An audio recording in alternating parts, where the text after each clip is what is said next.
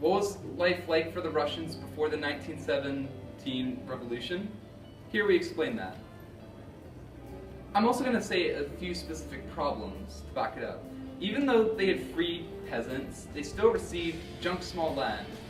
In areas of fertile soil, these had to be purchased. Another problem was the government promoted industrialization, sent peasants running to jobs in urban areas for low wages under cruel conditions. Another example is government efforts to industrialize also caused huge tax incomes, which made workers and peasants worried.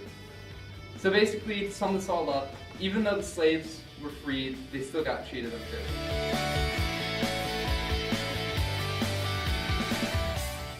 Capitalism was people who worked harder got more money, and the people who slacked became poor. Two key principles of capitalism would be ownership of private lands and other resources, and competition for receiving better things. He dead. Socialism is like everyone gets a regular share, but the people who need it more get more. Two key concepts of this is the poor people get more while everyone else is set to a limit of how much you make. Everyone, they work, whatever job they do, even if they do more, they're set to a limit.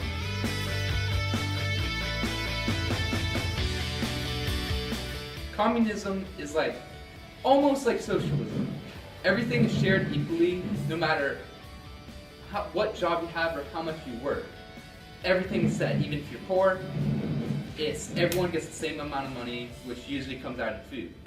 Two key principles of this is the government has full control of the economic system, and everyone has to share. The first one we will be trashing is communism. Everything is run by the government, and there are no privately owned businesses. It doesn't matter what job you do, you will always be equal to the person, even though they don't work as hard as you. The first system we will be talking about is capitalism. This economic system won't work in Russia because there's limited amount of jobs and people would outwork people and take all the money. If you work hard, you will be rich, but for the people who don't have the will to do it, will be poor.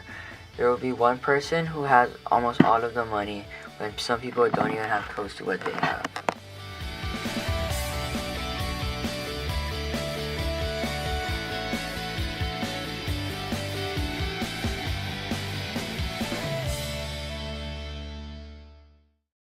Socialism, we give the money to the people who need it more, so they won't become homeless. Instead of people having all of the money and others have nothing. You don't need 5 bedrooms or 4 bathrooms.